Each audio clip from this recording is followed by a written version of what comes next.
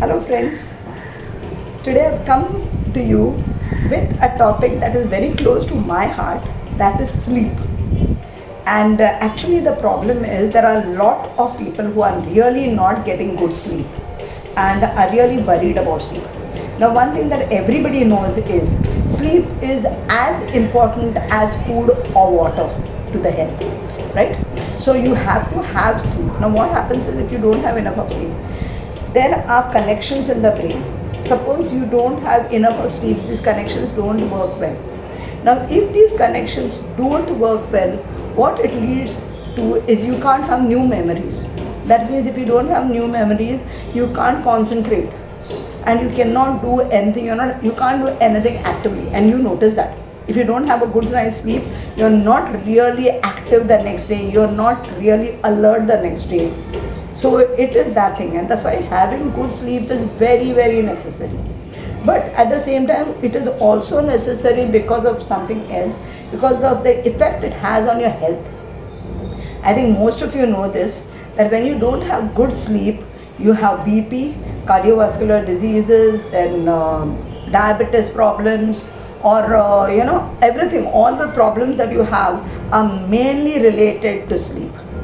Now the thing is, it also leads you to overeat and put on weight, because if you don't have good sleep, you are lethargic, and when you are lethargic, the only thing you think of is eating, and that's why you keep on eating and you put on weight. So that's why it is connected to weight gain also, right?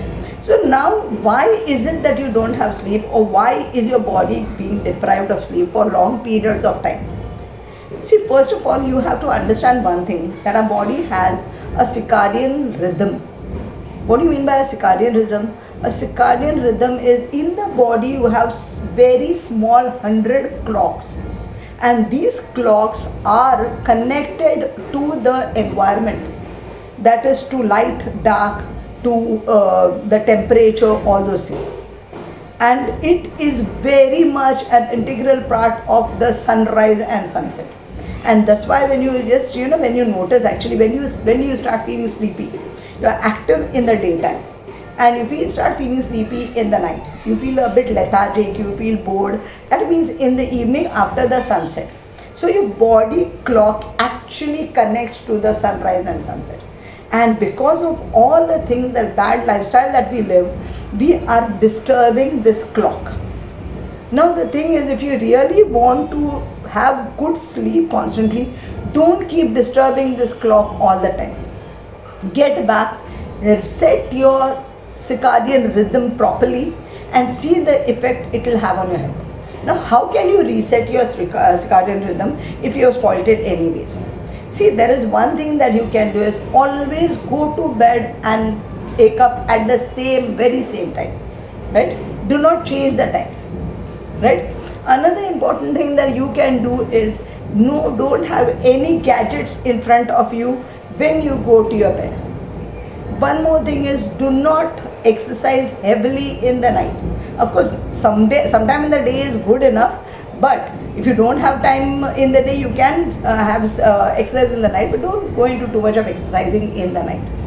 Another thing is, you have to not have heavy food in the night.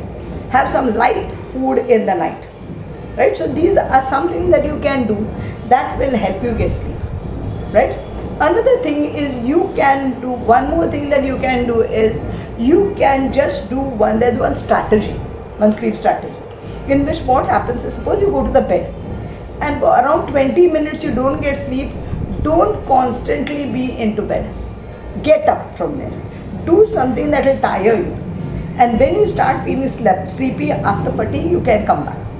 Now this gap that you have of 20 minutes, initially for a week you can keep it for 20 minutes. So if you don't get sleep for 20 minutes, get up from the bed, get out of bed and start working.